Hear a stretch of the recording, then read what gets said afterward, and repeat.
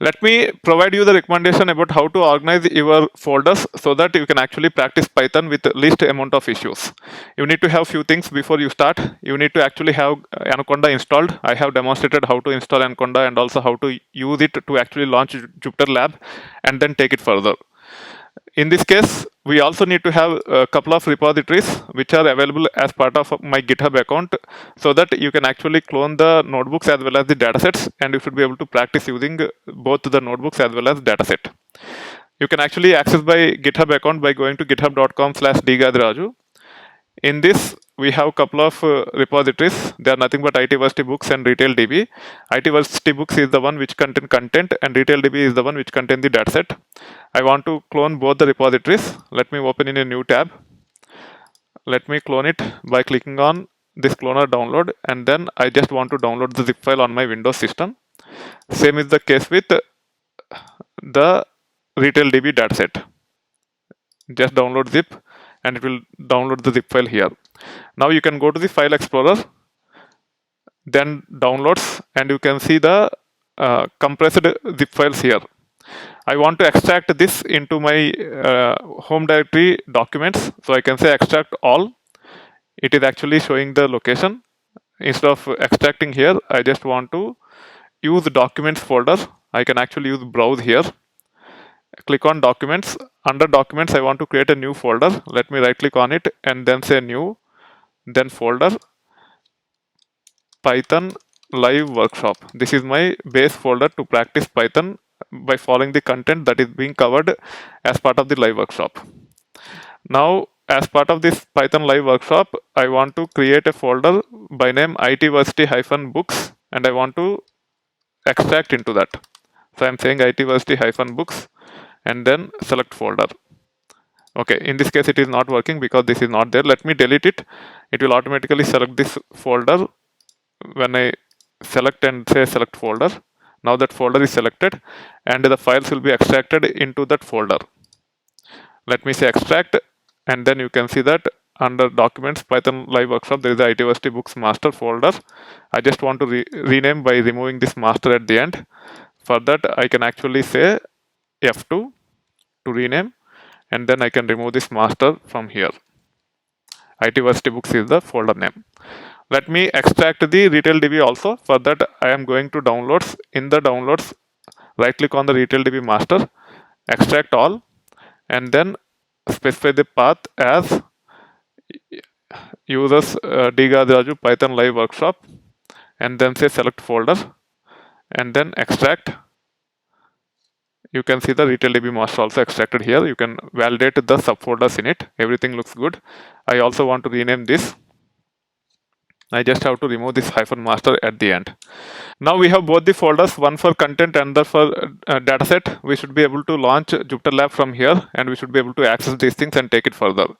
To launch Jupyter Lab, I am launching Anaconda PowerShell prompt. You can see the Anaconda PowerShell prompt here. Let me click on this. Let me go to the documents folder. In that we have Python live workshop. We can validate by running dir command. We have two folders, itversity books and RetailDB. Now I can say Jupyter Lab and hit enter. It will launch the Jupyter Lab in the browser, and it will actually show these two folders, itversity books for content and RetailDB for the dataset. Now let me go to the itversity books. In that we have data engineering bootcamp. In that we have Python related content under 30 basics of programming using Python. If you get into that folder,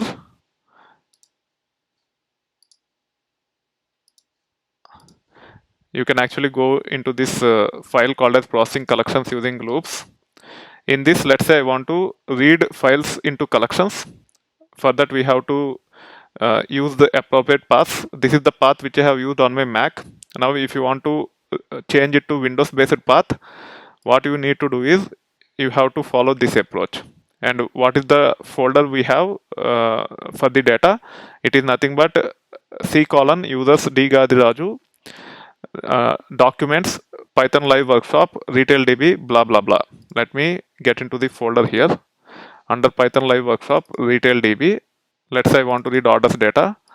I can select here, copy this, and then go to the browser where I am running the Jupyter notebook or Jupyter lab. Let me replace this, and then let me say part hyphen 50. That is the file name.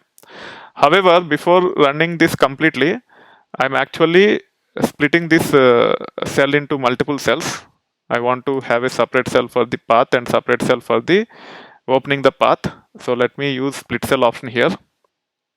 You can see that it is splitted now. First, let me try to print this path to see how it look like.